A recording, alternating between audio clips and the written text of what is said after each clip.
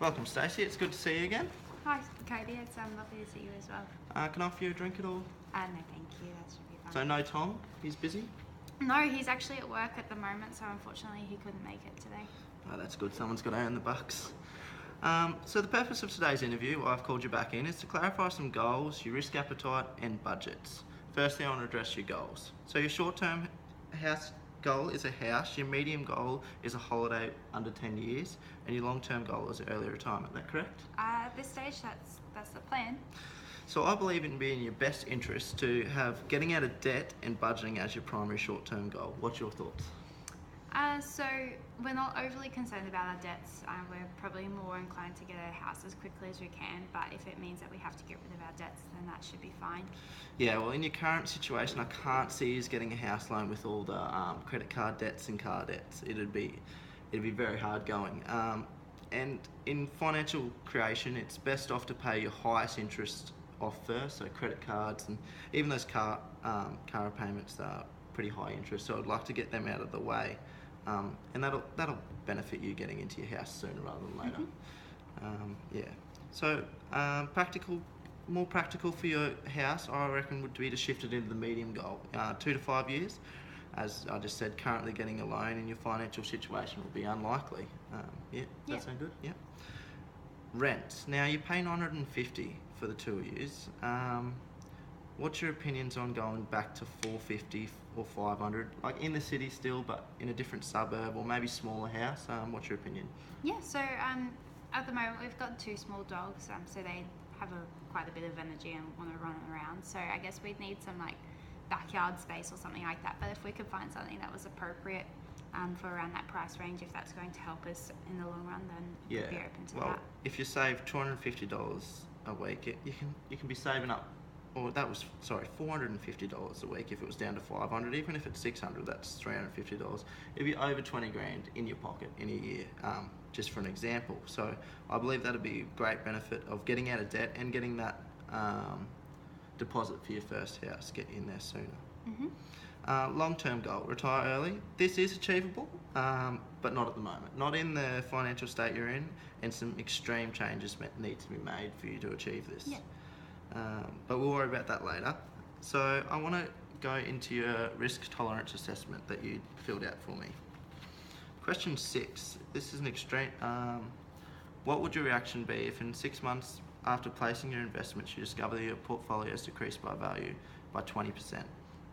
You and Tom both put horror, security of capital is critical, and you do not intend to take risks. I can understand this because you don't have much knowledge in the market. This is an extreme case of market volatility, and there'd have to be something seriously wrong in the economy or in relation to your investments. But I think once we establish a good relationship, option C would be a bit better.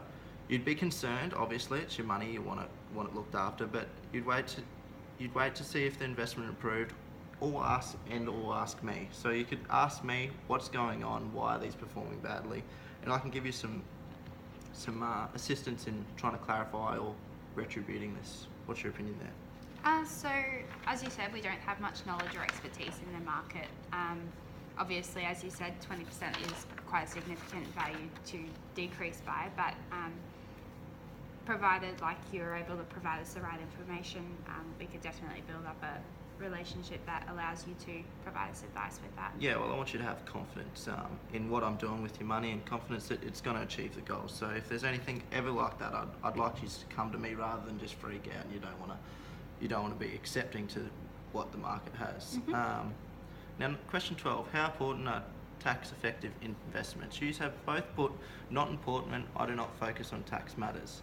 Now, once again, you don't have much knowledge in the financial department, as a lot of people don't. But I feel if I email you some scenarios of salary sacrificing into your super to minimise tax, I would like to show you the financial benefits and what you can achieve out of this that would change your opinion greatly.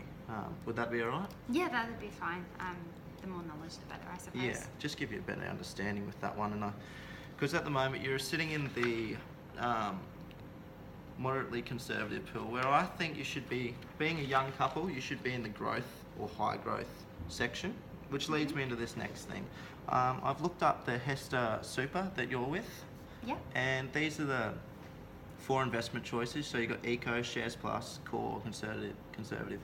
I've looked into the Eco and I think that would be the best option for you, and I'll show you why. So 2009 we had the global financial crisis and they all failed. Initial investment was $1,000. They all fell below 1,000 except for the Conservative. It stayed just above 1,000, which was the primary investment. But if you look to 2016, the Eco is almost all the way back up to, it's almost to $2,000. And that's over a 10-year period. So that's close to 10% per annum in returns, even when we had that really bad period. So the assets are diversified across there to minimise the risk, but still get good returns. So being young, I think you should be have high share exposure to get those good returns in the long run for you both. So here's the product disclosure statement of Hester Super. I'll email this to you. You can have a further look. But here's the Eco Pool. So it has 35% in Australian shares, 28% in international, and still 8% in cash, and a few varied across the other assets. I'd like to have a read of that and ask me any questions, and then give me your opinion on it. So it is aggressive, and they do 7 to 10 years of investment, which isn't a problem for you to use a long term before you access your super. So, one last thing.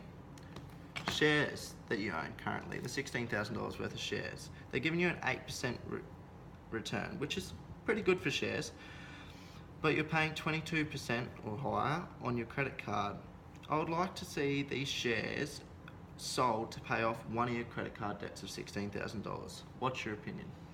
Well, as we sort of said before, we're not really concerned about our debts, but and we're getting $950 a year in dividends less tax. So I guess there would be benefits to that, but I guess we probably need a bit more information on how we can maybe alleviate the effects of the credit cards. Maybe if I do some financial modelling on what you would pay over the year or for your credit card interest payments alone, or compared to if we pay one out and just have the other one, just a single credit card and minus the gains. I can do some financial modelling of what your returns are and what you'll be saving yourselves. I'll email that through. That sounds good? Yeah, that'd be great. Thank you. All right.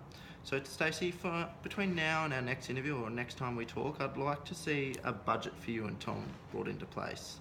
You can use an app, or you can just record every transaction on a piece of paper, and I'd like that emailed through to me or sent through to me for the next interview. Does that sound good? Yeah, that'd be fine. All right. Thank you. Thanks a lot. Thanks.